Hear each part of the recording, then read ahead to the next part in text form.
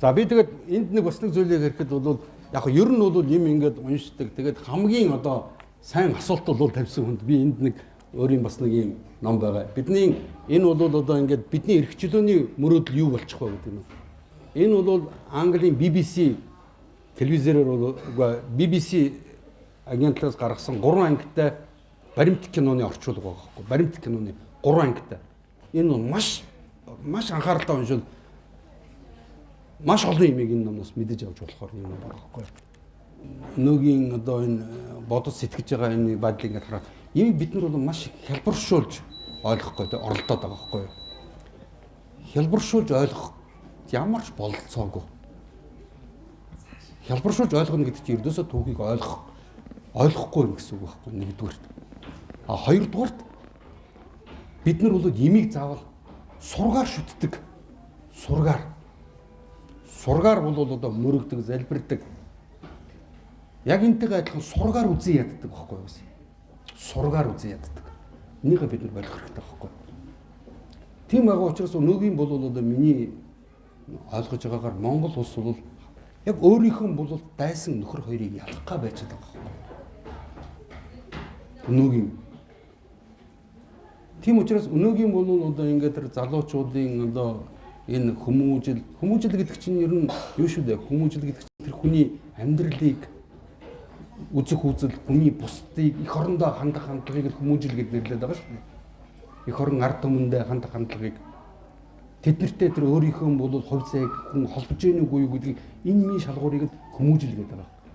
Энэ бүгдийг эх оронч хүмүүжил гэдэг. Эх оронч байна гэдэг бол мэдээж бол бид нар хуучин одоо энэ уламжлал юм аа сэргийх нь чухал боловч бид бас хамгийн гол бол бид нар чинь түүхэн тийм холбоотой энэ үйл явдлуудын тэрийг хийжсэн улсуудын тэр зорилго сэтэл хүрсэн ололт амжилт энэ юмнуудаа бид нэр үнэлдэг, дүгнэлдэг, зөв үнэлдэг байх хэрэгтэй. Өөр бидэрт ямар ч гарц байхгүй. Би нэг бол тодорхой. Өөрөөр биднэрт одоо бид нар бол одоо чинь 27 жилийн туршид өдөр бол үнэхээр нөгөө толгоогоороо тоглож тоосноосоо болиглаа шүү дээ. Одоо бол хангалттай байна. Тэгээ би бас энэ зүйлийг би одоо телевизээр одоо ингээд бас гаргах. Энийг бол би зүгээр та нарын өмнө та нартай уулзсан дараа нэг зүйлийг би хэлье гэж бодож байна. Тэгэхээр бол би энэ бүх юмнуудаа одоо ингээд би 20 жил бол энэ геоулс төр гео эдийн засаг ялангуяа санхүү эдийн засгийн номлол энэ юмнуудыг маш олон талаас нь олон жилийн турш судалсан. Тэгээд юмнууд одоо бид нар бол яг одоо миний үзэл бодлыг дэмждэг, миний найз нөхдүүд бүх улсууд бол надад олон удаа бол эднэрийг санал тавьсан. Тэгээ бид нар бол Монголын үндэсний эрх чөлөөний хөтөлбөр 21 гэдэг нэртэй ийм улс төрийн байгууллага байгуулнаа. Тэрийг бол бид нар бол одоо ингээд тэр нам одоо улс төрийн хөтөлбөрийн 4 хөтөлбөрүүдийг бол бид нар уже бичиж эхэлсэн байгаа. Тэгэхээр тэрийг удахгүй бол аль биесээр бол одоо зарлана. Ийм л байна да. За та бүхэн тэгээд асуулт байвал тэгээд юу тань нэг юм бүгд тэгээд юу би бодохтой зүгээр таны хурдж байгаа ба таны мэдээлэлтэй бондоо хүн байсан. Тэгээд тань шиг хүн Монголын одоо тийм ингээд доод өргөд яасаа гэж нууцсан бодож байгаа юм. Тэгээд саяны таны хэлсэн мэдээлэлтэй надад би маш баяртай. Тэгээд миний асуулт бол та нөгөө ихэн хэлсэн шүү дээ. Нэг доодор талбартай Японы нөөцийн сан тэр хаш яаж тогтдог вэ гэж энэ тусдаа сэдв байгаа гэдэгтэй. Би өөрөө тэр талаар илүү сонирхолтой зэрэг жилээр ажилладаг болохоор тэгээд та тэр талаар тусдаа лекц баян ч юм уу тийм юм тавьж болох. Болдгоо яах вэ? Энэ бол ер нь бол энэ ялангуяа бол эдийн засгийн энэ онол энэний талаар бол бас нэг 2-3 бүр лекцэнд ингэж л оруулахгүй маш өргөн юм ба. Би зөвхөн өөрөө ярих биш, би танарт юм үзүүлэх хэрэгтэй. Тэрийг бол зарим нэгийг нь бүр ингэ зурж харуулахгүй бол хүнд ойлгохгүй. Ягаад гэвэл бид нар ямар нэгэн юмыг бол ийм жижигхэн юм хэлтэрхийнүүд цуглуулад нэмэргүй. Энийг бид нар дотор талын логик холбоон дотор оруулж иж бүтэн дүр зургийг олж харах хэрэгтэй байхгүй юу? Тэр бүтэн дүр зургийг олоод ингээд та нар харчтiin бол энэ жижигхэн үйл явдлуудад та нарт ердөөс гайхахаа болчихж байгаа байхгүй юу? Ягаад гэвэл жижигхэн энэ үйл явдлууд, жижигхэн том үйл явдлууд гэсэн яг тэр логикоор яваад байгааг харж байгаа. Тэр логикийг ойлгочих хэрэгтэй байхгүй гол нь. Өнөөдрийн бол одоо Монгол улсын энэ одоо урд нь бол одоо ямар байлаа те энэ бол энэ гөрнөөс урд бол ажилчны орон ингээд Монгол улс чинь бол өөрийнхөө мал аж ахуйн бүх бол одоо энэ ширийг боловсруулдаг, гутал хийдэг, арьс бэлдэж гаргадаг. Ер нь тэгээд энд чинь бол үйлдвэрлэлийн том бол одоо орон байлаа шүү дээ. Энд бол ганцхан бол арьс ширэг гэхгүй. Тэгээд одоо чинь автосурын завод одоо мянган машины одоо чинь засварын газрууд тэгээд ер нь маш олон юм. Яг ийм одоо үйлдвэрлэл бид нар чинь нөгөө хөдөө аж үйлдвэрийн орн байж байгаа бид нар чинь аж үйлдвэр хөдөө аж ахуйн орн болох ийм зорилт тавиад дөнгөж явж исэн. Тэр үед бол үндсэндээ тэгээд 90 оны энэ ардчилсан хувьсгал гэдгийг бол би дахиад энэ чинь нөгөө контр хувьсгал байгаа байхгүй юу? Тэр чинь та нар харж гэлж байгааз урд нь бол ингээд улс орнуудын бол хэвээ явж исэн имийг 2 сард бол ингээд хөмөрцнийг нь болшевикууд дахиад эргүүлсэн байхгүй юу? Тэгээд 90 онд чинь дахиад эргүүлчихэж байгаа байхгүй юу? Ийм л одоо хувьсгал байгаа байхгүй юу? Тийм учраас өнөөгийн бидний орсон байж байгаа одоо энэ манай эрх баригчдын бол одоо олон улсын валютын сангаас одоо өчнөө зээл аваад байна гэдэг бол энэ хоёр ном чинь хоёулаа либерал ном байхгүй. Монгол ардын хувьсгалт нам гэдэг бол анхны тэр бол одоо хувьсгалын энэ бол үүсэлцээ намнаас Монголын ардын нам гэдэг тэр дотор байжсан дандаа либерал залуучуудын салцсан байгааг ажиглаж байгаа байхгүй. Ойлгож байгааз Монголын ардын нам гэж хаягийг авчиж байгаа. Тэгэд энэ хоёр нам бол барууны одоо чинь тэр далайн улсуудын барууны мөнхийн дандаа колон дээр амьдарч ирсэн энэ улсуудын ардчил гэдэг тийм загварыг авчирч Монгол орнд тулгах гээд 27 жил бид нар ямар үр дүнд хүрсэн байгаа нь одоо бол хүмүүс ойлгогдож байгаа гэж бодож байна л да би. Би бол одоо чиний асуултанд хариулв тий. За баярлалаа. 맞아, 이거 좀 보지. 저는 그 이런 장면도 어떻게 다 못주고 있었어요. 이 독도가래 그랬을 때, 타운에들 이들 수 없어. 어떤 앞에 이것도 혹시 망각되어 왔다가 그 걸어오죠. 저는 일침마다 저희 일침성 가서 데려준 거. 다 이런 생각을 좀 해줄게. 예전과 또 한도 맞고 들어갈 때 망각하다 저희 이렇게 됐다. 하여튼 기다린다고 하면서 이런 걸 지금 하고 저희 갖다 드려야 되는 거. Тэгэхээр эрчимдсэн бол мал аж ахуй гэдэг бол та нарт энгийн үзэгд логикоор ойлгох гээд энэ мал аж ахуй улам одоо жишээ нь эрчимтэй одоо ийм ашиг орлогыг нэмэгдүүлэх ийм үйлдвэрлэл юм байна гэж бол та нар их ойлгож байгаа. Тэр үнэн тэр талдаа бол үнэн. Нүгэлэгтэй эрчимдсэн мал үйлдвэрүүд бол дандаа механикцсан, автоматсан, захиргаанцсан мал үйлдвэр байдаг. Тэр бүх малуудыг чинь нэг дор нэг олон юм газрууд дээр нэг дор цуглуулах гэдэг байгаа тийм ээ. Тэгэд энгийн одоо манай малчин улсууд тэр эрчимдсэн мал аж ахуйг авч явах тийм байлаа гэж бодоход тэрний зөв бурууг нь дараа ярив. Байлаа гэж тэднэрт бол тийм хөрөнгө юуны болцоо бий юу? Байхгүй. Тэднийг зөвхөн цуглуулж байгаад Америкт бол үндсэндээ өнөөдрийн одоо ч хувийн аж ахуй гэдэг чинь байхгүй болсон шүү дээ өнөөдөр. Америкт бол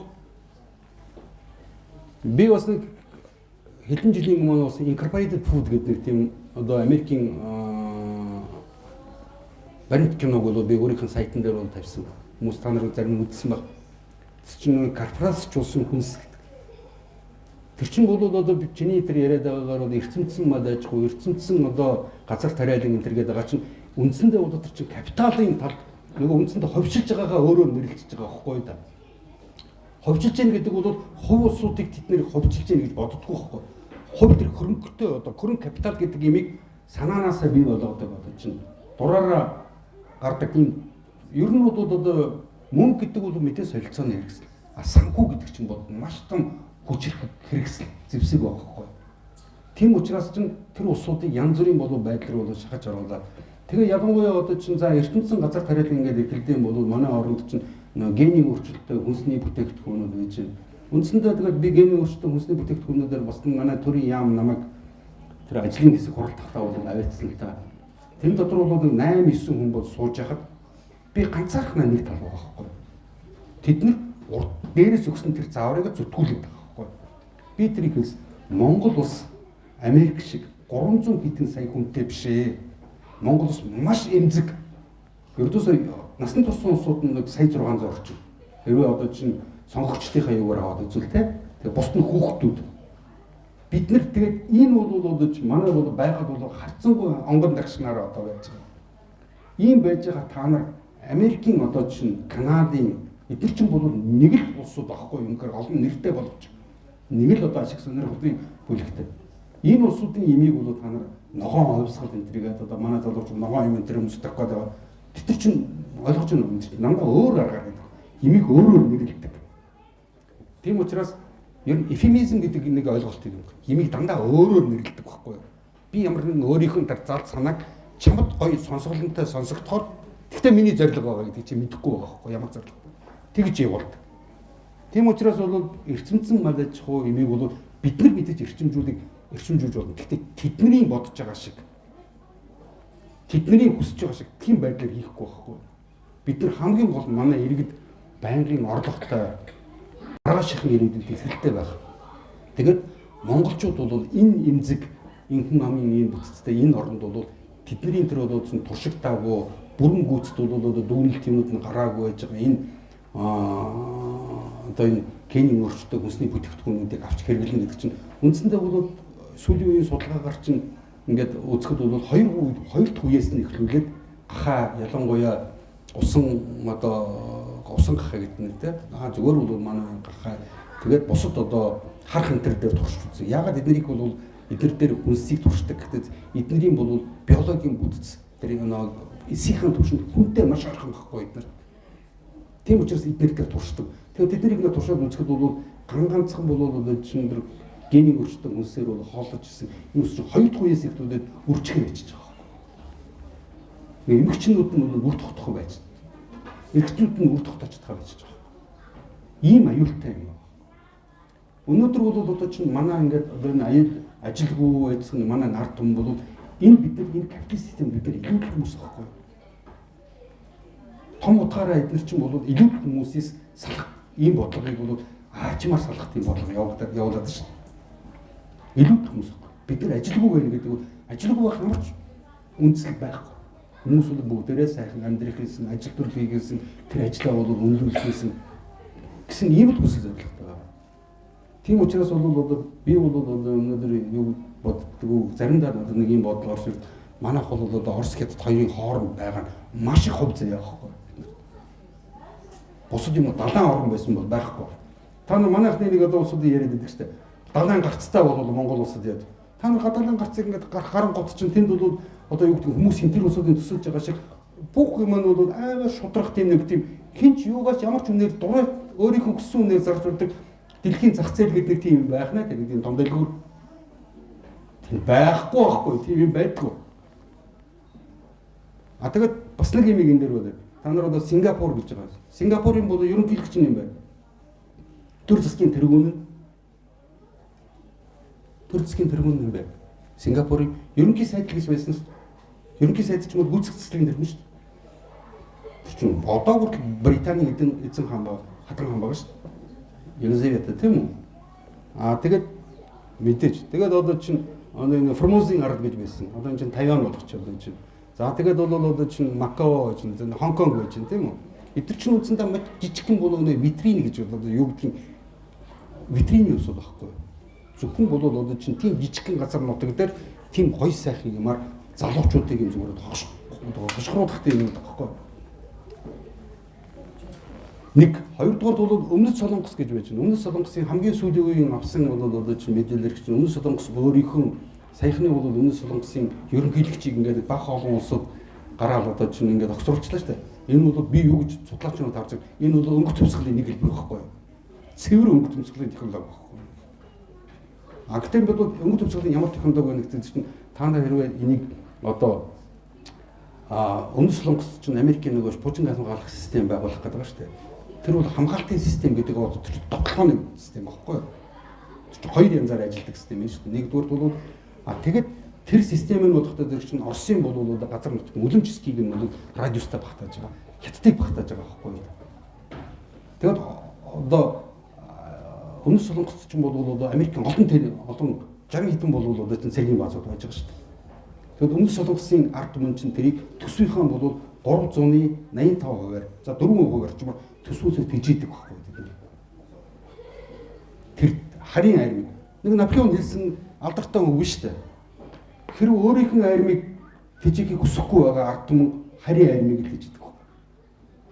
Өөрийнх нь нутаг дэвсгэдэг. Өнөөдрийн одоо чинь Герман гэдэг Германы одоо чинь Оросд бол ингээд тавьсан эдийн засгийн хорих хэмжээг чинь Германы бол одоо чинь маш олон үйлдвэрлэгч нар энэ хорих одоо эдийн засгийн хориг тавьснаас үүснэд нөгөө юм борлогдохгүй байгаа байхгүй. Үйлдвэр явах ямар ч боломжгүй. Маш олон үйлдвэрүүд бол явж байна. Үндсэндээ Германчин бол Оростой 400 гаруй тэрбум долларын гадаад талтай нэргэлттэй байсан. Тэр байхгүй болсон. Тэр 0 болсон байхгүй одоо. Тэгэхэд бол энийг энэ Орос руу тавиулах эдийн засгийн арга хэмжээ хэн санаачилсан бэлээ гол нь Вашингтон санаачилсан мэт. Гэхдээ тэдний бол Оростой хийж байгаа одоо юу гэдгийг худалдаа нь өсөд байгаа шүү дээ. Гэхдээ зэрэг чинь Англи Америкт ягаад бол тийм бодлого явуулдаг юм. Одоо бол одоо Германы юмнуудыг та нар бол сайн ажиглаж харж байгаа ус бол маш том тэмцэл өрнөөл байгаа шүү дээ. Гагцхан манай хэвлэл мэдээллийн хэрэгслүүд чинь дандаа ертөнц хүмүүсийн тэр нэг өдрийн нэг одоо чинь хүмүүсийн анхаарлын төвд барьж байгаа асуудлуудыг тэр ердөөсөө явуулахгүй байхгүй. Одоо ч Парижд юу болж байна?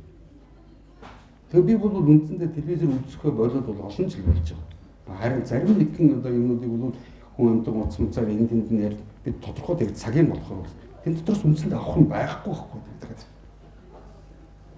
Тэднэрт чинь би тэрийг үзэхдээ зэрэг чинь надад тулгаж байгаа юмыг би харахаас аргагүй болчихж байгаа байхгүй. Тэгээс тэрэн дотор одоо юу гэдгийг өнөөдөр саяхан гэх чинь би танарт би нэр нэг би нэг найзтайгаа дараа нэг ярьсан чинь намайг бохирдсан байна гэдэг байгаа байхгүй. 25 дахь телевизээр саяхан бол нэг юм Монгол банктай холбоотой Монгол улсын эдийн засгийн гарцтай холбоотой нэг нэвтрүүлэг явуулсан шүү дээ тийм. Одоо тэрэн дотор чинь хин зогссон байна. Улсын хурлын тэр наваа сурын нарантай хин тэд чинь нэг талынхаа очоод зогссон байгаа байхгүй юу? Өөсрөг барьж ураас нэг ч хүн байхгүй байхгүй юу? Тэгээд тэдний тэр ярьж байгаа тэгээд тэр нөгөө тэр лавж юм тэр ярьж байгаа юм бол тэр бүр одоо чинь Америктай, Англитай, баруун Европтой хэн ч одоо шинжлэхгүй болсон тийм неолиберализмын лимэг явж. Ер нь төрийг энэс зайлуулдаг гэдэг байхгүй юу? Бүгдийг нь тэгээд хайчих. Би та нарт нэг юм ярих бол 90 оноос хойш бүгд найрын Монгол улс хийж байгаад Монгол улс болоход зүгээр ингээ болцсон гэж бодоод байна уу? Цагдаа байж байгаад одоо юу гэдгийг милиц байж байгаад полиц болох зүгээр гэдэг чинь нэг хаягийн сас биш маш гүнзгий өөрчлөлтүүд байхгүй. Энд чинь нэг үгээд хэдийн бол нөгөө Ост-Индийн компаниас хойш бол одоо чинь энэ Герман, Англи, Британи дараа нь бол Америкийн одоо энэ Америк бол одоо явуулж ирсэн ийм манай улсын чинь state болгоцсон байхгүй да. Restate гэдэг Францаар state гэдэг чинь бол төлөв байдал гэсэн үг байгаа. Ер нь state бид нар ус биш байхгүй яг том утгаараа. Бид нар зөвхөн тэдэрт шулуулж мүлжүүлж байх ийм л хов тавилантай болцсон ийм л зүгээр нэг тийм бөөм Марс тохонд байгаа. Өнөөдөр манайхан бол ярьдаг. Манайх Монгол улсад 25 жил яагаад нэг ч нефт нэрх үйлдвэр байхгүй юм. Тэгээд манайхны зарим нь Оросдоо бид нарыг нефт нэвдүүлэхгүй байна. Орос бид нарыг ийм байлгах гэдэг юм. Үгүй шүү дээ. Орос ч бол өөртөө бол одоо чинь манайд нефт нэвдүүлэх гэсэн мэдээж тэнтэх юм бол одоо хүмүүсийн тийм лобби байхыг үүсэхгүй. Тэрийг бол би үүсэхгүй. Гэхдээ манай Монгол улсын эдийн засгийн гадаад бодлого гэж бүгд дотоод бодлогыг бүгднийг олон улсын валютын сан 92 оноос шүдэрдэж ирсэн байна. 92 оноос хойш манай улсын бүх санхүүгийн бүх бодлогыг тэнд тавьж байгаа бүх боловсон хүчнүүдийг зөвхөн тэдний виз авсаасуудаас тавьдаж байгаа. Тийм учраас хүмүүс бол ярьдаг Монголын яагаад бол хэсэгтэн ийм мэдлэгтэй эх орончд нь яагаад тэнд байна? Тийш орох хаалга 7 давхар цоочтой байгаа байхгүй. Тэнд ойртуулах ч үү. Ийм л бид нар нөхцөл байдалд өнөөдөр амь зүүж байгаа байхгүй Монголч. Би зүгээр энийг бол хэлж байна. Гэхдээ энийг бол маш олон би нэг хариуцлагатай хэлж байгаа. Энийг бол би олон одоо жишээ баримттай бол бас ийж бол. Гэхдээ энэ бол тусдаа сэдв учраас дэлгэрүүлж цааш ярмаар байна л да. Хоёр асуулт байгаа. За Нэгдүгээр нь түрүү таны ярьсан одоо Лондонд дэмэн байж байгаа 17 оны төсөл дээр ирсэн жишээний тийм хойд 17 оны 2-р сарын төрийн эвлэлийн дараа Лондонгийн нэг сонин дээр шууд зураг гарч ирсэн. Тэр шууд зургийг олж үзэх чинь одоо уншиж байсан.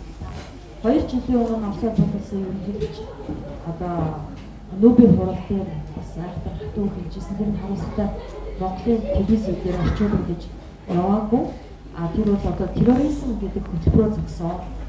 Энэ чинь бол тусгай санхүүжилттэй хөтөлбөр, байгалийн баялагтай энэ ядуу бүрээ орноор хэрэгжүүлэх төсөл болсон гэдгийг шулуун хэлсэн байсан та. Тэгэхээр би танаас ийм юм асуух гэсэн. 90 оноос хойш Монгол хэлсэн энэ ардчлал нэг төсөл хөтөлбөр юм шиг санагддаг. Хэрвээ тийм бол хаанаас хийсэн байж болох вэ? Өнөөдөр хоёрдугаар нь болохоор тав судлаач хүн за энэ октябрийн хувьсгал ч юм уу те одоо гитлерийн талаар ингээд болоод өнгөрсөн. Тухайн үеийн оролцогч нар нас урцсан. Энэ зүйлийг бол судлаад бичээд байж бодлоо гэдэг юм да. Гол оролцогч нар нь амьд байгаа. Яг одоо үйл ажиллагаа нь өрнөж байгаа. Энэ үйл явдлыг судлаж шууд дүгнэлт хийж бичих боломжтой юу? Би тэнийг Монголын энэ 26 жилийн амьдрал магадгүй 30 жил ч юм уу хойшоогоо дахиад 4 жилээр ухраад энэ үйл явдал дээр судалгаа хийж байгаа юу? Ном бичихгүй бичиж байгаа хэзээ гарах вэ? юу л да тэгэхээр би түрүү ингэж хэлсэн шүү дээ. Ленин тэргүүтээ тэр одоо марксист большевикууд бол Лондонд байгааг л да. Тэд нэр Швейцарт яг Ленин бол хэсэг хугацаагаар Лондонд амьдарч ирсэн. Ер нь одоо Европын орнуудад хэд хэдэн газруудад амьдарч ирсэн байлаа. Яг тэр тухайн бол одоо Орос руу орж ирэхийн өмнөхөн тэр Швейцарын Цюрих гэдэг хотод байсан. Бернд байсан. Нэгдүгээрт. Хоёрдугаарт бол ер нь улсын тэр нөгөө социал демократ ажилчийн нам гэдгийн үндсэн гол бол одоо санхүүжүүлэгч нь Лондон байсан. Лондон яагаад байсан гэж чинь тэр үед бол Оросын төдийгүй ер нь дэлхийн бол одоо геострийн хамгийн том тоглогч бол Их Британи байсан шүү дээ. Үүнтэй бол тиймээс. Тэгэд бас нэг ер нь бол зүгээр энийг 90 оны үйл ажиллагаатай ингээд явах бол 90 оны үед бол би бас ардчилсан намд бол нэг хэсэг бол байсан. Тэр үед бол үнэхээр Монголын одоо чинь үндэсний ардчлалын энэ одоо үзэл санаанд их дэмжиж дотор нь байж байгаа. Тэгээд бол би 2004 онд бол ардсан нам дотор өргөдлөө өгд гарсан. Энэ танаа намын бол явуулж байгаа энэ бодлого бол Монгол үндэстний эсрэг байна гэдэг. Би энэтэй чинь олон удаа би бас үзэхийг гişүүн хүртэл байж үзлээ. Тэгээд бол би тэн дотор бол тэр хүмүүс дотор байх юм уу гэсэн чинь тэр дотор өрдөөс их оронч хүмүүс надад харагдахгүй байсан баг. Бид нар бол одоо чинь нэгтэй нэг фракц болоод ингэж явах. Ямар ч тийм бол гэгээ гарах. Үнэхээр тийм учраас би өөрөө бол албан ёсоор юм 2004 он гэсэн шүү дээ. Би тэгтээ тэнд нь бол яг ерөнхийд нь очиж зүгээр тэдний тэр одоо үйл ажиллагаа тэдний албан тушаал бол хуваарлах юмд нь би тэр зүгэлдэгч байсан тэд нар. Тэд нар бол үндсэндээ дандаа нэг цүнх хэрэгч нартаа юу хуваарладаг штэ. Хүнийг ямар нэгэн мэдлэг боловсралтай гэхээс нь илүү хэн надад дуулууртай гэдэг энэ зарчмаар хуваарладаг гэсэн байхгүй. Одоо ч гэсэн тийм байна. Нэгдүгээр хоёрдугаарт бол ер нь бол ингээд тэр 90 оны ялангуяа бид нар чинь нэг Оросоос өмнө бол ардсан хувьсгалыг хийсэн нөгөө манай зарим одоо юу гэх юм гинэн тэй ус үү шүү дээ. Тэй гэдэг чинь ойлгож байгаа юм.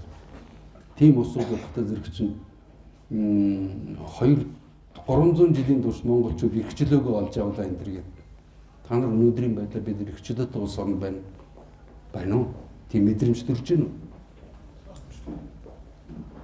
Байхгүй байхгүй байхгүй гэж боломжгүй байхгүй. Бид нар ер нь яг үндсэндээ бол одоо хэрвээ би дахиад дэлхийн улс орнуудын дотор нэг хэсэг нь бол тийм жижиг улсуудыг жижиг гэлтгүй бүгдийг зажлан гудрах сонирхолтой. Тэр хүчнүүд байсан цагт хязгаарч жижигхэн улсууд дангаараа байх болцоогүй байхгүй. Та нар бол одоо ингээд ялангуяа 90 оны ихлээр бол тэр Афганистан цэрэг оруулсан. Тэгээ чеченүүдийн чинь манайхан ч юм болоо чеченүүдийг дэмжиж их оронч одоо тэднийг Оросууд бол орж чадчихна гэдэг чинь тиймээс. Одоо өнөөгийн байдлын чечений харалтаа тэр Рамзан Кадыровын толгойлсон чечений хүн тэнд чинь бол үнсэн тоорголтон нуран болцсон хүн ам нь бол бүх хүн амын бол тал шахуу нь бол гадаадад өрөөд гарсан ийм улс орн байсан. Тэгэхээр тэдний бас л одоо чинь улсууд юу бас бид нар тусгаар чеченийг бүхэн тусгаар тогтоож болно л доо. Гэвч эцэг чинь тусгаар тогтноод өөрийг бүр нь өөрийгөө аваад өөрийгөө хамгаалаад авч явдаг. Хэрэг тусгаар тогтнод юм бол миний гэх улс төрийн дайсны түвшин засвар болчихж байгаа юм. Миний улс төрийн дайсны би улс төрийнхөө дайсны түвшин засварыг бэлдэж өгсөн дээрүү би өөрийнхөө нөлөөнд авсан дээрүү. Тэгээд та нар өөрийнхөө хил дээр өөрийнхөө соёлоор өөрснийхөө юмар амьдрал би танарт амьдрах чинь туслая гэж. Тийм л баг. Ердөөсөө тийм учраас бол одоо чинь тусгаар тогтно гэдгийг бол ярихдаа энэ утга санааг цаа зорилгоор ойлгох хэрэгтэй. Тусгаар тогтно гэдэг бол олон янзын тэр бол тэр ард түмэн бол өөрийнх нь бол язгуур соёлыг авч үлдэх. Тэр өөрийнх нь үгдээс уламжлсан үнэт зүйлээр амьдрах. Өөрсдийнхөө хувь заяаг тийм үү? Шийдэх ийм л үгүй. Тэгвэл мэдээж ямар нэгэн бол улсын том улсын нөөд одоо чинь нөмөр нөөлгөнд багтаж явдаг. Өнөөдөр та нар бол Латви, Литв, Эстоныг харалт. Эзгүй болсон байна. Одоо ч Латвиг харахад яг манай улс шиг ус. Улсын бол одоо тэр улсуудын тал хувь нь бол одоо зэрэг чинь тэгээд гадаад дотоодын орн руу одоо чинь ажил хийх гэдэг ингээд яваад байна. Тэд нар улсууд эргэж ирэхгүй гэж байгаа юм. Яг бол тэнд чинь Лондонд одоо юу гэдэг нь Австрийн Винд очиод ингээд хар буруу бүх ажлуудыг хийгээд тэгээ явж байна. Тэгэхээр тэдний хүүхдүүд нь тэнд төрөлдөг. Тэнтгийн хүмүүс. Өнөөдрийн Монгол хүмүүс гэж бодож байгаа хүмүүс. Өнөөдрийн Монгол улсууд тэр чинь гадна талаа биш. Би бол яг үндсэндээ бол ярихад хүн мэдээж цус болж байгаа хүний цус. Гэтэ хамгийн гол нь дотор талын зүрх сэтгэл нь багхгүй. Хамгийн гол нь шийдэж байгаа. Тийм учраас Монголын төлөө заглах зүрхтэй гэж ярьдаг чинь. Цусыг нь цусны ариун нэг юм уу гавлын хэмжээгээр нь боддог. Нөгөө тэр расын онлоор явдаг тэр ус биш шүү дээ. Тийм ба. Нэгдүгээр, хоёрдугаар ер нь тэгээд 90 оны энэ үйл ажиллагаа чинь дандаа гаднаас нь зохион байгуулсан ийм тагнуулын тусгай ажиллагаа байна. Та нар ажиглаар хамгийн манайхны бол ардчдын тодорхойлогчд нь дандаа баруун Украинд сурсан улсууд байгаа. Польш сурсан улсууд байгаа. Өнөөдөр та нар Украинд ямар юм болсон? Хардаа. Тэгэхээр 1956 хүртэл чинь тэднэртэй хөөцөлдсөн байгаа байхгүй юу? Тэр Латви, Литвийн тэр нөгөө ах トゥ нар гэдэг Лесния брати гэдэг нэртэй. Тэд нар чинь баруунаас бол дандаа одоо яадаг санхүүжүүлдэг, удирддаг, турхирдаг, дэмждэг тийм бол байгууллага байсан. Тэгээд 56 он хүртэл. Өнөөдөр бол тийм л байгаа байхгүй. Тэд нар чинь зүгээр нэг тийм. Тэгээд социалист систем хамгийн анх яаж задарсан? Польшоос их задарсан шүү. Польшийн солидарностаас. Польшийн одоо тэр солидарностын улсууд нь бол өчнөө олон ярилцлага хийсэн шүү. Тэр Лех Валенси гэдэг чинь бол урд нь тэр урд засгийн коммунистийн үед чинь бол мөн мэдээлэгч байсан сайхан гарсан шүү. Манайд бол одоо энд бол ирээд тэр Асимыг толгойлж ирээд байж байгаа тэр Дональд Туск чинь бол одоо тэрний өвөг дээдс нь бол юу байсан баг шүү. Фашист байсан баг. Харин СС-ийн багтаар байсан баг. Польш. Ийм бол одоо түүхэн юмнуудыг бол үзэх ойлгох хэрэгтэй гэж би бодож байна. Энэ бол мэдээлэл би зүгээр надад тэгж санагдаад байгаа даа биш байхгүй. Маш олон түүхэн юмнуудыг бол судалж тэр хоорондын одоо логик холбоог нь гаргаж ирж тэднийг бол бүх түүхэн юм зураг болгоод гарсны дараа шал ондоо логик утга учир үйл явдлуудын бүрэн харагдаж байгаа. Тийм учраас дахиад ирэхэд Монгол орнд бол тэр одоо 90 онд бас энэ юмнууд чинь дандаа тийм үйл ажиллагаа. Тэндээс угшилтай. Тэгээд бол одоо үндсэндээ бол манайх чинь нөгөө ховчлог гэж юм зохион байгуулаад тэр чинь олон улсын валютын дэлхийн банкнаас олон улсын валютын сан чинь 1944 оны 7 сарын 1-ээс 22-нд Америкт нэгдсэн улсын Бреттон Вудс гэдэг тийм хотод хуралдсан баг гурлаад гарсан. Тэр чинь долларыг албан ёсны дэлхийн нөөцийн валют болгоод тунхагласан тэр том хорш 44 оноос хуралдсан. Тэгээд тэрийг бол Сталин тэр хуралд өөрийнх нь төлөөлөгчдийг явж оролцуулж тэр хурлын үйл ажиллагаанд оролцуулсан боловч 1945 оны одоо 12 сард Оросын одоо энэ парламент тэр үеийн бол нөгөө Оросын дээд тэргүүлэгчдийн дээд зөвлөлийн хурал гэж байсан шүү дээ. Тэр нь бол сойрхон бодлоо байхгүй. Нэгүгээр тэгээд Сталин тэрэн дээр бол одоо юун дээр юу гэсэн шүү дээ. Одоо Черчиллийн нөгөө Фултон хэлсэн хүйтэн дайныг зарлж хэлсэн үг шүү дээ. Та нар ихлэ бод 1944 онд гэдэг чинь дэлхийн 1-р дайн дуусахаас өмнө Англи Америкуудын хамгийн гол зорилго бол юу вэ гэдгийг та нар ойлгож байгааз. Дайн дуусах нь хэн ялах нь гэдэг нь тодорхой болсон байгаа. Тэр чинь зөвхөн цаг хугацааны тухай болсон байгаа. Тэд нар бол тэрний дараах мөнгөнийхөө асуудлыг тогтож авч байгааз. Зөвхөн тэр үед тэрний дараа хоёр дахь фронт нээсэн байхгүй. Тэрүүгээр шантаажлж байгаа. Тэгээ ер нь бол та нарыг зүгээр энийг ингээд уншихад бол зүгээр надад бол тэр Winston Churchill-ийн бол Нобелийн шагнал авсан дэлхийн 2 дугаар дан гэдэг 6 бодсон шүү дээ. 1949-с 53 онд бол англи хэл дээр хийгдсэн. Зургуулгаанд байж байгаа. Тэр бүх юмнуудаас нь тань унших хэрэгтэй байна. Тэрийг ойлгох тэр үеийн. Гэхдээ би бол яг үндсэндээ би зүгээр их дараа нь олж авсан мэдлэгүүдтэй ингээд харьцахад тэрэн дээр бол одоо юу гэдгийг Churchill бол бүгдийг нь яг жин үнээр бичээгүй юм л дээ. Жин үнээр нь. Яг одоо тэр англи хэлтэй улсуудаар хандж илж байгаа шүү. Тэгээ ер нь бол зүгээр эндээс ингээд аваад үзэхэд бол тэгээд хамгийн гол нь чинь хараа 1945 оны 5 сарын бол 9-ний өдөр ч юм уу нөгөө 9-ний өдөр баха яндараа бол тэнд чинь нөгөө холбоотны бол Гитлерийн эсрэг холбоотнууд болсон шүү дээ. Тэр үед чинь бол бас л нэгдүгээр дайнтайгаа адилхан зүүт холбоод улс Британи тэгээд одоо Францтай энэ улсууд тэгээд Америк нэгдсэн улс мэдээж байгаа. Тэгээд энэ улсууд бол одоо чинь тэр Гитлерийн албан ёсоор бол одоо чинь буулгаж гэрээнд гарын үсэг зурлах гэсэн чинь нэг өдрийн өмнө Англи Америк хоёр нийлээд фашистуудыг буулгах гарын үсгэн дээр зурлалцсан байж байгаа байхгүй. Нэг өдрийн өмнө шүү дээ. Дайны бол одоо чинь дэлхийн 2 дугаар дайны бүх хүнд хүчрийг одоо авсан 90% нь өөртөө авсан тэр улсуудыг байхгүй байгаагаар Германтай бол 10 дугаар нь хувилдаад буулгаж өгөх гэрээнд тэр хоёрын өмнө бууж өгсөн юм шиг болгочихж байгаа байхгүй юу. Тэрийг нь бол одоо Оросын энэ дипломатууд Сталин энэ чинь бол хүлээн зөвшөөрөхгүй байж байгаа. Тэр үйл ажиллагааг хоёр тугаагаар давтчихж яг тэр Гитлерийн эсрэг бол тэр Эвслинхний өдөртөгчдийн өмнө гарын үсэг зурсан байхгүй. Нэг вариант. Яг тэр үед чинь бол эдгээр чинь Оросын эсрэг дайрах гэжсэн байхгүй. Эргээд Германыг ашиглаад одоо ойлгож байна уу? Райх гэж одоо Райх гэдэг чинь бол Гитлерийн нацист Германы нэр шүү дээ албан ёсны. Райх гэдэг бол эзэнт гүрэн гэсэн утгатай тийм англи Герман үг байхгүй юу? 3 дугаар Райх гэдэг нэрлэдэг шүү дээ. Тэр Райхийн одоо үлдэгдэл цэргүүдийг ашиглаад Англи Америкийн айрын чинь цаатлаас нь ороод ирсэн шүү дээ.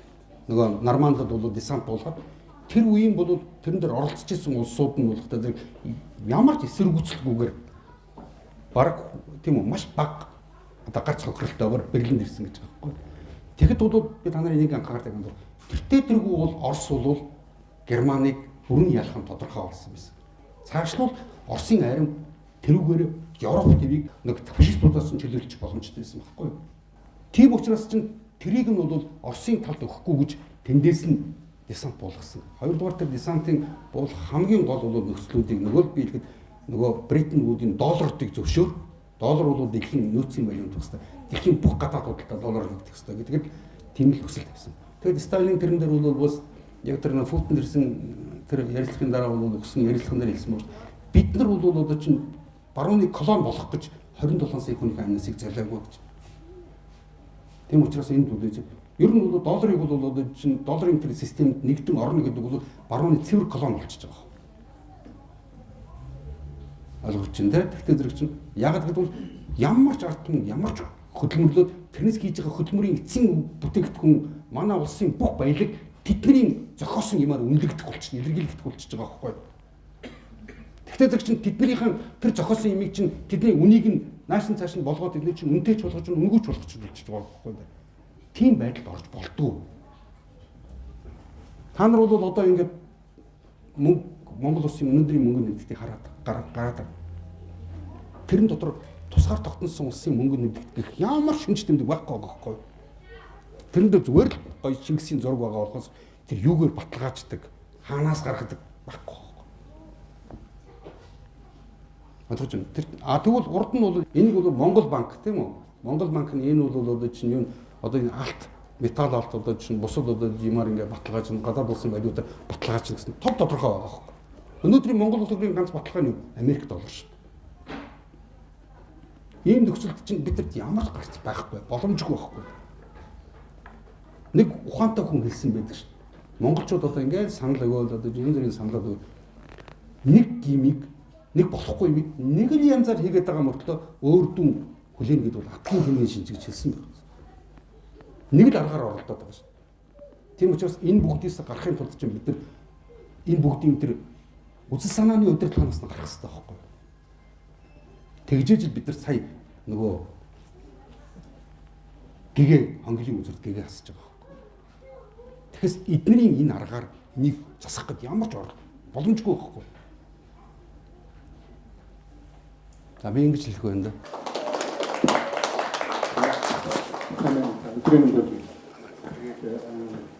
Харин манай бүсгүй цааш шиг ингээд ийм ахмжаа чинь бүрээсээ фэйсбүүкээр өнөөдрийн байдлаар энэ хүн 14 ном бичсэн байх. Та өргөжлүүлээд орчуулахгүй. Яг гоо энэ асуултыг бол над хүмүүст олон тавьдаг л да. Би яагаад ном орчуулад ингэсэн чинь ном бичиж чадахгүй дэ биш үү? Гагцгүй хамгийн харамсалтай манайхан өөрснөө сонсгоо байцсан байхгүй. Монгол хүний сонсгоо байцсан байхгүй. Орчуулгаасаа нэг болж асууж байгаа шүү. Тэгээ яг би ерөнхийдөө Старикийн бүх номыг уншсан. А тэрэн дээр бол байж байгаа ихэнх том би санал нэг байгаа. Маш бодтой тийм. Нэг Бернард Шоу хэлсэн байдаг шүү дээ. Дэлхийн түүхэнд бүтээгдсэн бүх тархины угаалгын 80% нь англи хэл дээр байдаг байхгүй. Ягаад гэвэл тэд нар угаасаа тийм хүмүүлийг социалын ус байгуулж үзээгүй байхгүй. Өнөөдрийн бол одоо чинь Америк, Английн одоо эдийн засаг баг чинь хүмүүс нь бичээд байгаа шүү дээ. Бид нар чинь 99% 1% нэгээд байгаа шүү дээ. Нөгөө Occupy Wall Street-ийн бол одоо чинь урай лозонгод нүртэн юм байна шүү дээ. Тэр 99% чинь өнөөдөр бол зөвхөн зээлээр авч хэрэглэж байгаа байхгүй да. Зээл гэдэг бол хүнийг хамгийн хүлцэнгүй байлгах хамгийн том боолчлтын дөнгө байгаа байхгүй. Миний хувьд бас глобал экономик судалгаа гэдэг нь би хэд хэдэн асуудалтай үгийг сонсоор байгаа. Өнөөдөр энэ Монгол улсын тусгаар тогтнол бол энэ глобал экономикийн одоо боцны үр дүн бий болж үргэлжлэж байгаа юм байна. Тэгэхээр өнөөдөр хэд хэдэн нөхцөл таны үг чинь Евразийн эдийн засгийн холбоо биднэрт ямар чөлөөтэй байх вэ? Цаашдаа өнөөдөр ямар үйлсээр оролцож явах зүйтэй байдаг вэ? Хоёрт Монголоор хамтын аюулгүй байдлын гэрээний орнууд байна. Дагуур сабэстэн бицахастэй байна. Энэ байгууллагад бид ямар байдлаар хандсан вэ?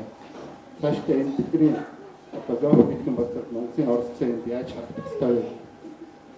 Хамгийн сүүлд 36 онд Оросын зөв тустай байгуулсан харилцан бас протокол байна. Сүүлдээ энэ маань одоо дайрын хамтын ажиллагааны гэрээ болоод үргэлжлээд явж байгаа. Гэхдээ энэний үргэлжлэж байгаа нөхцөл байдал бол одоо их хэрэгэлзээтэй байна.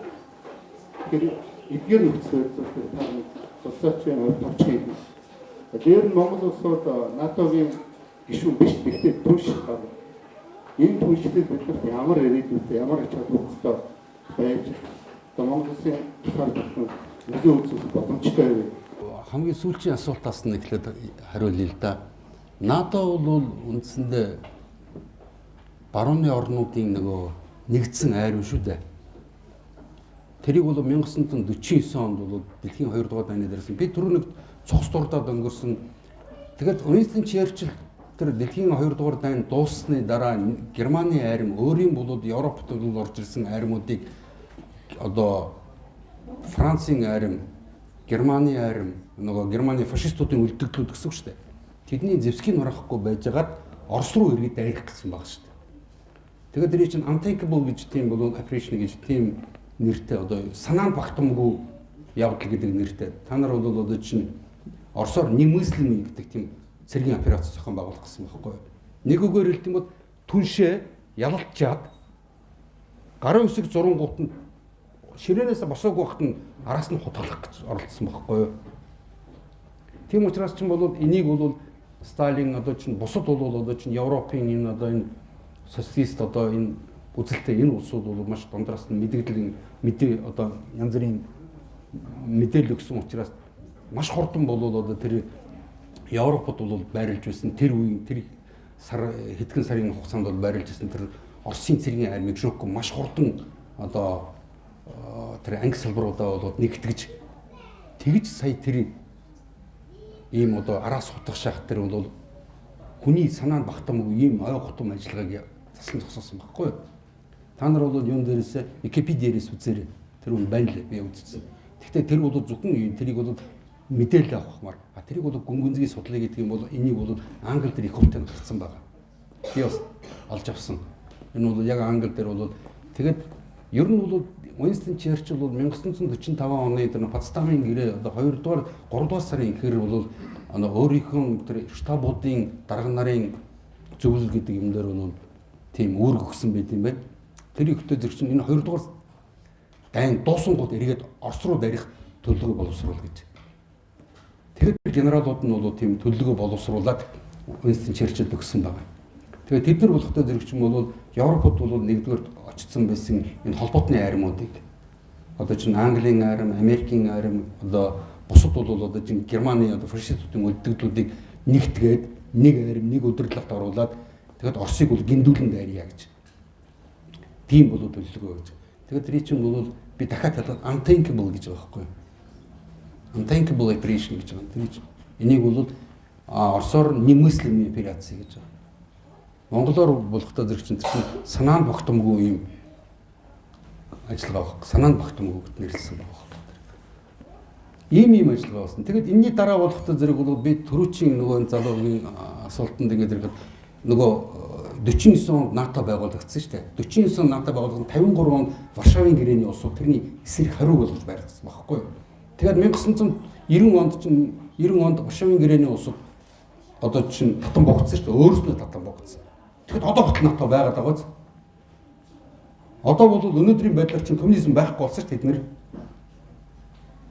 Тэгэхэд одоо чинь НАТО яагаад байгаад байна вэ? НАТО гэдэг бол нэг талдаа бол одоо чинь барууны орнууд юм байгаа. Хоёрдугаар бол энэ цэргийн маш том эвсэл.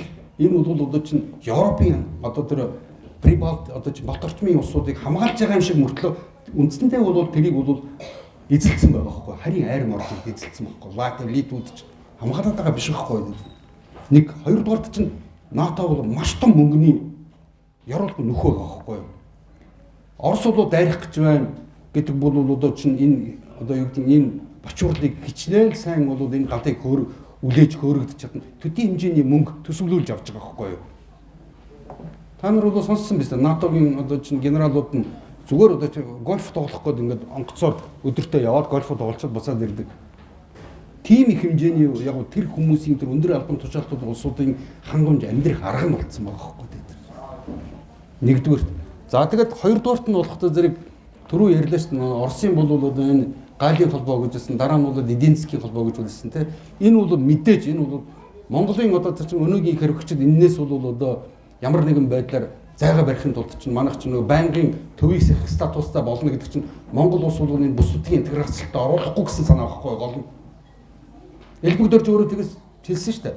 Намайг байсан цагт орохгүй гэж ойлгож байгаа. Өөрөө тийм ярьсан өгсөн шүү дээ. Би тэгээ бодсон байхгүй. Энэ хий юм бэ гэж бодсон байхгүй.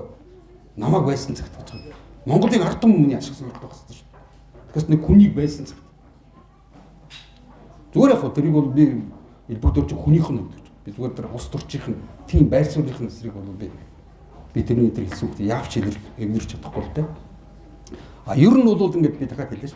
Бусад улс орнууд бол дангаараа байх ямар ч болцоо. Манай улсууд чинь ямар нэг юмыг за үйлдвэрлэдэг чаддаг болчлоо гэж бодъё. Тэгэхээр чин тэрийг борлуулах газар байдгүй байхгүй. Борлуул улс орнууд тийм борлуулалтын зах зээлийг тавьж өгдөггүй байхгүй. Ойлгож байна? Өгдөггүй. Тийм учраас чин одоо чинь одоо юу гэдгийг энэ улсад орнуудтай тийм эзэн засгийн харилцан бол одоо чинь ийм сайн хөршийн ийм юмд орж иж тэр улсууд маш хурдан нөгөө дэмдэндээ дээсэрчэндээ гэдэг энэ бол логикоор өсдөг. Ийм учраас бол би бодохдоо бол одоо чинь бус нутгийн төрүүчийн чи бас ясан маш чухал асуудлыг хөндлөө тэр аюулгүй байдлын нөгөө юунд нөгөө тэ эвсэлт бол одоо бид нар нэгтгэн зөв мэдээж тэр бол энэ бол манай бус нутгийн ер нь бол байдаг шүү дээ. Бид нар нэг хүний газрын юунаас өөрийн газрын одоо таньдаг чөтгөр дээрээ гэж ярьдаг. Бид нар нэгдүгürt би зүгээр ингээд одоо судлаачийн хувьд надад нэг юм бодол мэдрэмж байнга төрдөг. Монгол хүн Европыг таниагүй байхгүй. Европыг үндсэндээ нүүр тулаад 100 жил болж байгаа байхгүй. 100 жил. бид нар өдөөсөө тэр та нар одоо юу үзчихсэн нөгөө нэг Sherlock Holmes-ийн одоо юу нөө тэгээд нөгөө Dickens-ийн янз бүрийн детектив зохиолуудыг уншижсэн үү? Тэгээд тэр зохиолуудыг зүгээр их тэд нар адал явдаг. Тэд нар ямар нэг муухай боддгийг та нар тэр зохиол дотроос хардаг үз. Тэд нар чи яг одоо бидэнд манайх руу явуулж байгаа бодлого дотор чи яг тэд нар чинь суусан явж байгаа байхгүй. Би зүгээр тэр нацийн тэр менталитетийг яриад шүү дээ. Менталын яриад байхгүй тэр чинь. Түүхэн бүр өөрийнх нь одоо хүнсний кодонд нь бичигдсэн юм яриад шүү дээ. Тэгээд тэр дотор чинь бол дандаа хөрөнгө мөнгөний төлөө бие бинийгаа устгах, ах дүү нарыг алах. Дандаа тийм бол одоо чинь цэвэр англиски одоо англи аллах энэ гэх тийм одоо Агаста Кристийн зохиол байдаг шүү дээ. Би зүгээр тэрийг бол бас уншдаг байсан. Тэгээд тэр дотор надад хамгийн тэрийг уншиж байгаа тогтоо надад ямар бодол мэдрэмж төржсэн гэж эдгээр ямар муухай орсуудаа гэж бодчихсон байхгүй юу. Тийм учраас чинь нөгөө Черчилль чинь бол бодохдоо зэрэг чинь нөгөө Оростой бол хамт Оросоор эхлээд өөрсдөө дайн өдөөч. Хамаг хүнд хүчийг нь Оросоор үүрүүлчээ. Оросод нөгөө ленд лизер чинь маш их юм зарчаад. Тэгэхээр 8 тонн алт авсан байгаа хөөхгүй оронд нь. 8 тонн алт гэж боддоо. Тэр үед бол Оросын бол одоо чинь зүүн Украин одоо энэ Беларусь одоо энэ Прибалтикийн улсууд тэгээд одоо Оросын одоо энэ эдийн засагт учруулсан хохир нь асар их олон тэрбум долларын хохирол учруулчаад тэгээд Оросд хинч туслаагүй байхгүй гэдэг. Ойлгож байгаа биз? Орос 27 сая хүн амьсаа алдсан гэж байгаа. Тэрний бол одоо чинь фронт дээр нэг 11 сая орчим хүн байна. Бусад улсуудыг нь бол зүгээр нөгөө фашист улсад эзэгдсэн байсан улсуудыг нь зүгээр геноцид хийгээд алдсан байхгүй. Тэгээд тэрийг бол бас Германы нэг түүхч саяхан бичсэн ном гарсан байна. Би одоо тэр нэрийг нь бол санахгүй. Тэрэн дээр бол урдны 3 дугаар Райхын бол хийж явсан. Нэгдүгürt бол тэр хүний бичсэн 2 3 санаа байж. Нэгдүгээр Гитлер чинь яг герман хүн байгааг юм шүү дээ. Австри хүн байсан байхгүй юу? Австри. Германы бүр канцлер болохтой ч гэсэн австри хүн байсан байхгүй юу? Сонин байгааз?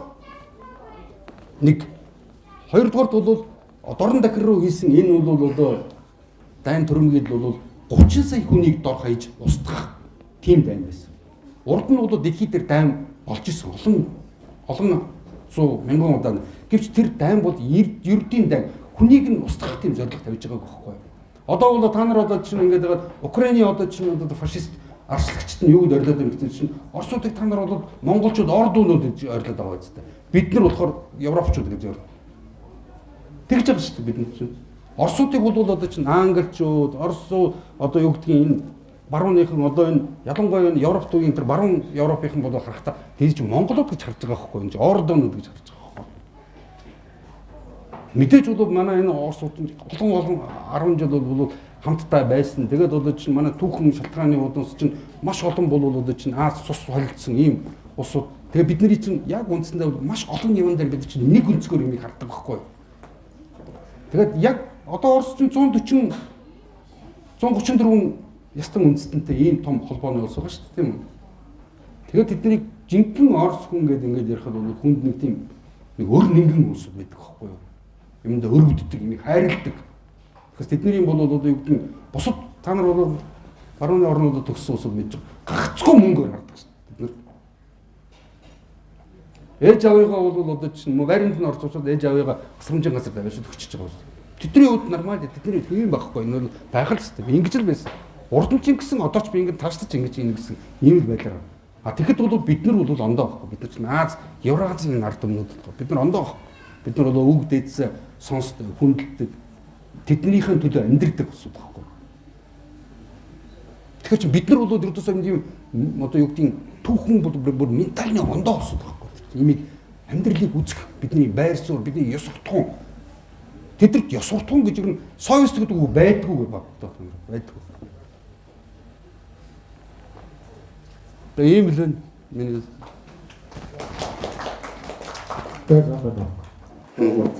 За. Өнөөдрийн Монголын колонийн орноос Монгол улс салбар болж байгаа юу? Инээсээс хадуу яаж тусдаг уу? Өөрсдөө яаж харилцаж байна. Хоёрын 21 оны өсвөр бүлгэн гэж нэг тийм байгаа байна. Тэр бүлгэн одоо байгуулагдсан гэж байна. Монгол улс 21 он шиг ингээд гадны нөлөөнд давтаж тийм өөрийнхөө үзлөөр орж боломжтойгоо ийм их боломж болцоо байгаа юм Монгол. 21 он шиг те. Тийм гадны нөлөөнд давтахгүй Монгол боломж Монголын одоо Тэгэхээр түрүү нэг бид нар ингэ ярьлаа шүү дээ. Бид нар бол үнэхээр дэлхийн геополитик гэдэг имийг та нар манайхан ердөөс геополитикийн тийм одоо хүрээлэн гэж байдаг гэж байна. Тэгээ би бас тэднэртэй холбогдох гээд бариад ингээд бас яалаа л би тэгээд бас тодорхой амжилт олоогүй. Зүгээр л тийм юм байгуулсан ямар ч үйл ажиллагаа явуулдаг тийм газрууд ямар судалгаа юм явуулдаг ямар ч тийм одоо хүмүүст энийг тайран тайлбар. Нэгдүгээр геополитик гэдэг бол зүгээр судлагдсан ухаан байхгүй шинэ ухаан биш юм. Зориудын бодож тэгээд энийг бол зөвхөн англосаксууд өөрсдөө бодож ирсэн баг. Дэлхийн бусад улс үндэстнүүдийг яаж бол нэгдүгээрт бол эзлэн авах уу хоёрдугаарт яаж сул дорой байх уу гэдэг онлоохгүй.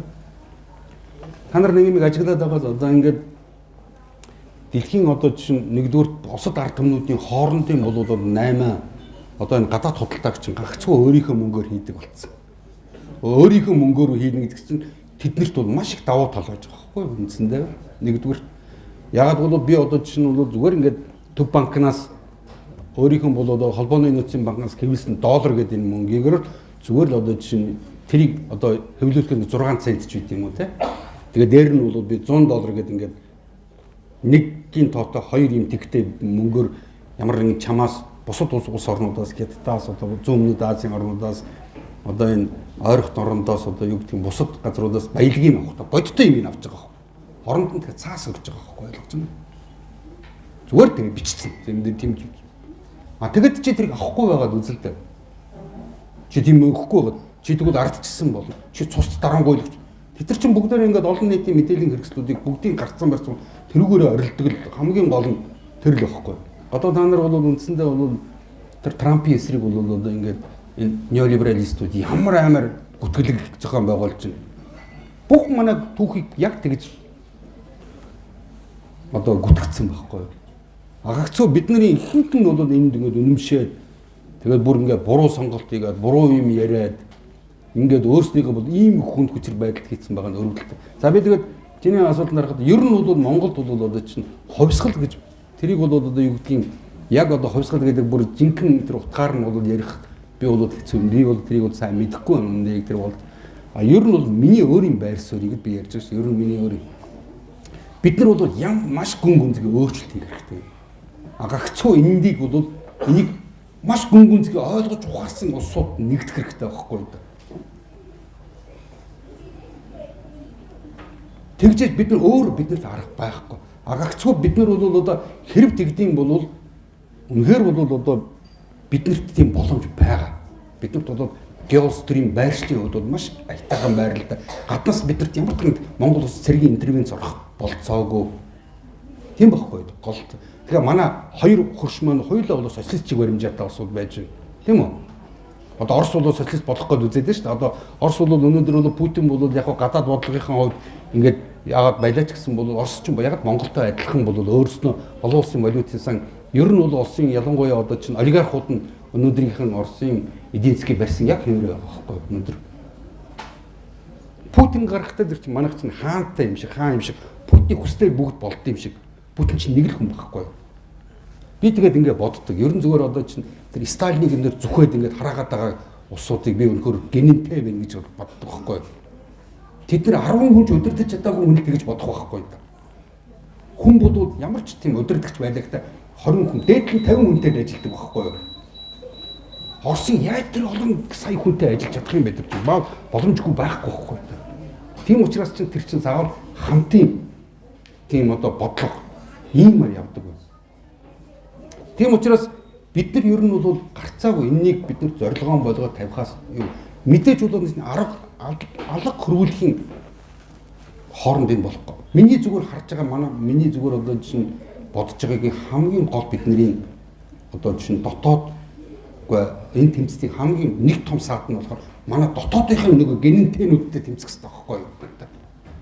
Тэд нар чинь бол тэдний нэг хэсэг нь бол тийм үү тэ учраас бид нартэй тэмцээ дээ. Нэг хэсэг нь болохдоо зэрэг чинь нөгөө тэдний гадаадын нөгөө улсуудын тэр хөрөнгө гадаадын улсуудын ивэл дор Монголын ард түмнээс дээрэмдсэн байж байгаа байдлыг өгөхгүй шүү дээ гэж. Энэ хоёрын аюултай тэмцэл байхгүй. 21 оны хувьсгалыг ердөөс хувьсгал биш гэдэг бол сүүлийн ялангуяа 4-5 жил маш хүчтэй тийм суртал ухуулга явагдаад бүр төрийн хэмжээнд хүртэл тийм яригдаад байгаа. Тийм учраас би яагаад гэвэл ямар нэгэн улс төрийн хөдөлгөөн гэдгийг байгуулахын тулд гарцаагүй энэ бол хүсэж байгаа хөдөлгөөн гэдгийг зөв хардаг. Тэрнийхэн тэр бүр масштабын хүртэл бол тийм масштабаар нь харах хэрэгтэй, томоор нь харах хэрэгтэй байхгүй юм.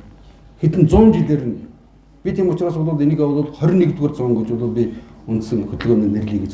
Монголын үндэсний эрх чөлөөний хөдөлгөөн 21 гэдэг бол энэ одоо олон нийтийн байгууллага улс төрийн бол энэ байгууллагын өнөөдрийн байдал бид нар энийг яа том явуулах юм бэ гэдэг маш чухал байхгүй. Маш чухал байхгүй. Өнөөдрийн бүх нөхцөл байдал улс төр, эдийн засаг, геополитикийн бүх асуудал өөр болчиход байна. Өнөөдөр бол одоо ингээд харахж байгаад бол манай одоо энэ намынчмд энд сууж бас нэг сайн нийтлэг бичсэн Монголын сэхэднүүд таана байна гэж тийм үү. Өнөөдөр бол яг зүгээр яг би тэднэрт бол одоо янз бүрийн шалтгаанд байдаг бид нар тийм дөрвтэй бол одоо чинь роман түүх юм бичүү 25 үндэс байна уу? Байхгүй шүү дээ. Том болов бүтээл бол байхгүй. Хүүхдийн бүх хүүхэд кино театрууд байхгүй, хүүхдийн театрууд байхгүй, номын сонгууд тусдсан хүүхэд залуучуудын театр банк болсон. Тэгээд одоо бүх юмнуудыг баар савын бод. Өнөөдрийн бол одоо чинь Монголд байж байгаа энэ тогтсон байж байгаа эдийн засаг гэдэг сонгод утгуудаар биш байхгүй. Энэ чинь христоматика гэж бүр Платоны үеийн тэр Грекийн гүн ухаанчд бол хэлсэн байгаа шүү дээ. Хүн бүхэн ашиг сонирхлын зөрчилтөд ашиг сонирхлын төлөө ингэж одоо тачааддаг ийм хоорондоо бол бүх хүн бүхний эсрэг дайдах гэсэн дүүхгүй да ердөөс. Энэ бол эдийн засаг биш байхгүй. Энэ улс үндэстэн биш байхгүй. Бид нарыг стейт болгоцсон байгаа байхгүй. Тийм төлөв байдал зүгээр нэг хэсэг бүлэг улсууд Монгол улсын одоо хил доторд амьдарч байгаа байхгүй. Бид нар хизээ ард түмэн болно гэж бид нар энэ бүгдийг ухаарч мэдж бидний дотор бол янз бүрийн санаа бодолтой улсууд байж болно. Хамгийн гол юм дээр л бид нар нэгддэг байх хэрэгтэй байхгүй. Жижиг юм байж болно. Хүний бол одоохондоо ойлгоогүй юм байж болно. Эсвэл өөрт нь янз бүрийн шалтгаан байж болно. Гэхдээ энийг бид нар хоошин тавиад хамгийн гол юм дээр бид нар нэгдэх хэрэгтэй байхгүй. Тэгэхээр маш сахилга бодтой ийм бол хүчин байж л ажиадаг. Тэгэхээр одоогийн бол одоо энэ манай энэ нам ер нь гэдэг чинь бол үнэхээр мафиозын зохион байгуулалттай байхгүй тэр чинь. Зүгээр өдөөсөө тэнд нь бол юу гэдгийг ховчлаар бусад аргаар мөнгө хөрөнгөцсөн хэд нь бол тэгээд тэр намын тэр бүх хаан толны худалдаад авчиж байгаа байхгүй. Тэр өөрийнх нь одоо юу гэдгийг тэр хүн мөнгөнд дэлж байгаа учраас яаж бүжгэлүүлэхийг тэр шийдэж байгаа байхгүй. Ийм л байдал руу бид нар гулсаа орж болохгүй байхгүй. Ингүүл бидний бодож санаж ирсэн юм ямар ч утгагүй учиргүй болж байгаа байхгүй. Тэгээд өнөөдөр ямар нэгэн одоо чинь одоо тийм үйл ажиллагаа явуулахын тулд чинь заавал бид нарт бол өнөөгийн одоо энэ мөнгөний нийгэмд өөрөөр явуулах аргагүй болчиход байгаа байхгүй. Өнөөдөр харин би бол баярлалаа гэж хэлэх вэ. Баярлалаа гэж хэлэх вэ. Энэ азхуур энэ номын дэлгүүр бас биднэрт бол ингэж байр саваа гаргаж өгч бидний өснө уулзч ярилцах энэ боломж тавьж өгсөн та нарт бол баярлалаа гэж хэлэх вэ. Энэ номыг хэвлүүлэхэд манад бол гадаад дотоод сурж байгаа. Тэгээ ер нь бол Монгол иргэд маань бол тусалсан нэр бүхэн улсууд биш үү. Тийм учраас бол тэр улсуудын бол одоо үнэхээр энэ чин сэтгэлийн тусалж байгаагүй нөхцөлд бол энэ гарах боломжгүй байсан шүү гэдгийг. За сайн байна. За би энэ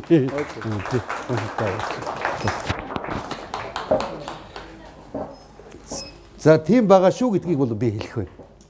Тэгэхээр бол энэ номыг яасан. Тэгээ тэрнээс гадна бол бас тэд нар нэг зүйл өөрсдөө санаачилсан байгаа. Тэр юу хөтэ зэрэг манад одоо оюутан одоо энэ залуучууд маань бол одоо улс орны байдал хүнд байна. Тэгээд бас орлогогүй байж байгаа энэ улсууд зөвхөн оюутнуудад ийм номын сан бид нар нэ гэсэн. Ном эндээс миний одоо эхний ном явж байгаа. Гэхдээ ганцхан миний ном байна гэсэн үг шүү дээ. Цаашдаа бол энэ мэдээж номын сангийн эхлэлийг нь одоо миний орчуулсан хэдэн номнуудаар эхлэе гэж байгаа. Тэгээд тэд нар улсууд бол одоо чинь энэ улсуудтай уулзаад тэгээд энэ улсууд яг ямар зарчмаар ямар шалгуураар яах нь бол би мэдэхгүй байна.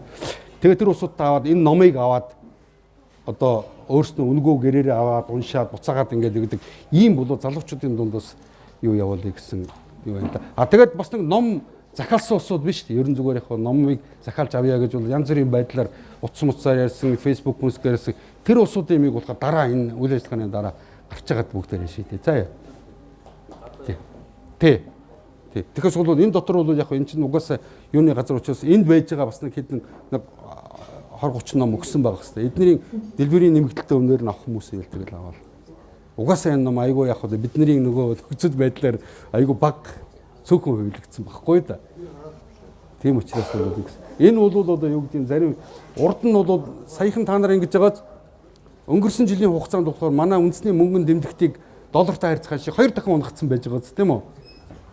Зүгээр тэр үеийн байдалтай ингээд аваад үзсэн бол 1912 2012 оны үед чинь бид чинь 1250 байсан шүү дээ тий. Одоо бол ийм болгоцсон байгааг та нар анзаарч байгаа биз дээ. Тий. Ийм л байгаа шүү.